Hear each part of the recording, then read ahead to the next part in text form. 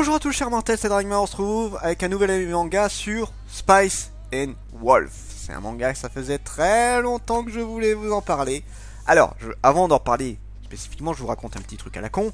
C'est un manga que j'avais déjà acheté il y a méga longtemps. Le problème, c'est que ça fait partie des rares mangas que je n'ai pas suivi comme il faut. Du coup, je n'achetais pas quand ça sortait au fur et à mesure. J'avais acheté il y a très longtemps, genre quelques tomes. Et je me suis perdu totalement d'où j'en étais. Je dois avoir 5 ou 6 tomes de la série. Donc ouais, j'étais perdu totalement. Et même sur mon carnet où je note tous les mangas que j'ai, je ne savais plus du tout où j'en étais. Donc j'ai dit, hey, fuck. Ototo a sorti un coffret où il y avait les 4 premiers tomes avec un qui était offert dans le lot. J'ai fait, allez, c'est une bonne occasion de les racheter tous. Voilà, comme ça je l'ai fait. Je me remets à jour, le manga, je le lis entièrement. Voilà, et j'ai bien fait, je suis très satisfait. Voilà. D'ailleurs j'en profite, les doublons je les offrirai certainement aux abonnés un peu plus tard. Bon, pas vous affolez pas, c'est pas tout de suite, hein. Ce sera quand j'aurai déménagé. Je vous dirai quand j'aurai tout réadapté, tout ça. Je regarderai les mangas que j'offre, ce sera seulement les doublons. Donc il y aura forcément du Spice and Wolf. C'est pas tout de suite, je le redis. Alors c'est un manga seinen aventure fantastique fait par Asekura Isuna et dessiné par Kome Kaito. Pour l'histoire, nous suivons Lawrence, un jeune marchand itinérant qui voyage à travers le monde avec son petit carrosse pour faire de la vente. Voilà, il va acheter des fourrures, il va acheter du blé, il va acheter des pommes, il va acheter tout ce qu'il peut et essayer de les revendre à X ou Y endroit en fait. Voilà, c'est les marchands itinérants. Et en allant à un village, après la fête des moissons du blé, en repartant, il va retrouver dans son carrosse Holo, une jeune fille Louvre qui est en fait une divinité liée à la culture. Et en fait, voilà, elle s'est barrée de son village parce qu'elle en avait marre, plus personne ne priait pour elle, plus personne ne croyait en elle. Donc ils ont dit, bah fuck, vous voulez plus de moi, bah je me tire, je retourne à mon endroit natal. Oui, parce qu'elle a un endroit natal en fait. Et le truc c'est que bah il faut quand même quelqu'un pour lui emmener. Donc elle lui fait, bah écoute, si tu m'aides à m'y emmener, je vais t'aider pour tes ventes. Voilà, je vais t'aider pour ton commerce. Puisqu'elle est considérée aussi comme une louve sage. Voilà, elle a une grande expérience par rapport à sa longue vie. Elle est très intelligente, elle a des aptitudes, par exemple elle peut discerner le mensonge, elle a une ouïe très fine, bref, elle a plein de petites attitudes qui peuvent être très pratiques. Et du coup, ça va être une alliance entre ces deux-là, entre un humain et une divinité, qui vont essayer de faire en sorte de faire... Alors au début, le truc de base, c'est tout simplement... Le mec, il veut tout simplement faire ses ventes, donc c'est ce qui va se passer pendant une bonne partie du manga. Ouais, alors d'ailleurs, ne vous attendez pas à une aventure de malade, on est dans quelque chose d'assez soft. J'ai lu que les 2 premiers tomes, hein. Il faut que je lise le 3 et 4 encore. Le deuxième tome était beaucoup plus mouvementé quand même. Alors pour vous résumer grossièrement, le premier tome c'était principalement, on découvre un petit peu l'univers du commerce, l'univers de la vente, comment ça fonctionne, ce genre de trucs là. Holo l'aide sur certains trucs. Et le deuxième tome, Holo se fait remarquer en tant que divinité et certaines personnes veulent essayer de la capturer pour voilà, pour l'église, tout ça, parce qu'elle est considérée comme un démon, tout ça. Voilà, donc ça c'est ce que j'ai lu pour le moment, mais bien évidemment je sais qu'il y a d'autres choses derrière, le manga ne se base pas que sur ça. Du peu que j'ai lu en tout cas, là pour l'histoire c'était ça. Pour mon avis sur le manga, j'adore, mais j'adorais déjà de base rien qu'avec les dessins et tout, et là je surkiffe encore plus. Il faut que je lise les 2 autres d'ailleurs, les 2 autres sont dans les piles, sauf que j'ai plein de mangas à regarder, donc malheureusement ça va être compliqué. Donc bon, mon avis sur le manga, je trouve les 2 personnages super attachants. Alors, Lawrence, même s'il est très central, hein, les 2 sont au même niveau, on les voit tout autant.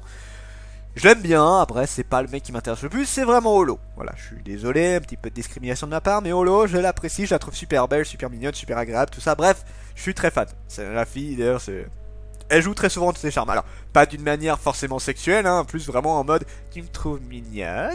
Voilà, en fait, elle joue de ses charmes de femme, voilà, et c'est assez marrant comment elle fait ça, parce que Lawrence, il a toujours du mal avec ça. Il est toujours en mode putain, je me fais avoir à chaque fois, merde. Donc voilà. J'apprécie vraiment les 2 personnages, les dessins sont super beaux, t'as une histoire qui est très agréable. C'est une vie d'un peu tous les jours avec un côté un petit peu fantastique justement. Et c'est super méga agréable à lire.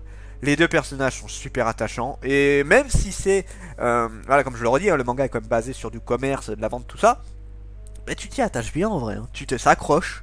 Ça accroche bien. Tu as envie de savoir ce qui va se passer.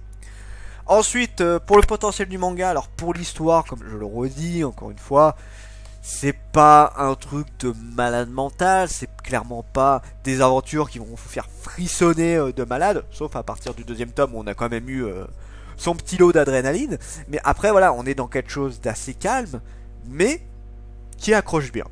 Voilà, sans être faramineux, le manga est quand même super accrocheur. Pour les dessins, alors les dessins sont super beaux et je vais faire une petite mention.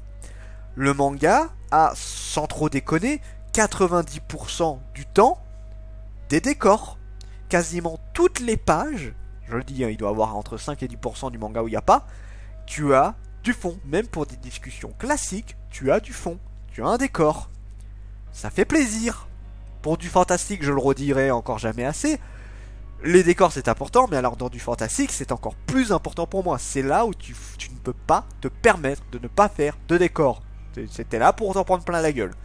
Donc, le manga respecte très bien ça. Alors, c'est pas toujours des décors faramineux, mais t'as toujours un petit fond et ça permet voilà, de rendre le truc plus vivant, quoi. T'es plus immersé dedans. Et c'est ça qui fait un petit peu la force aussi du manga. Les personnages en tant que tels, pareil, les dessins sont pas faramineux, mais ils sont très agréables à regarder. Y a pas de problème là-dessus, c'est très bien dessiné, y a pas de souci. Les personnages, bon, je fais rapidement parce que j'en ai déjà parlé. Lawrence, bon, il est marrant. Après, c'est pas celui que j'apprécie le plus. Mais Holo, bordel de Dieu, qu'est-ce que j'apprécie ce personnage-là.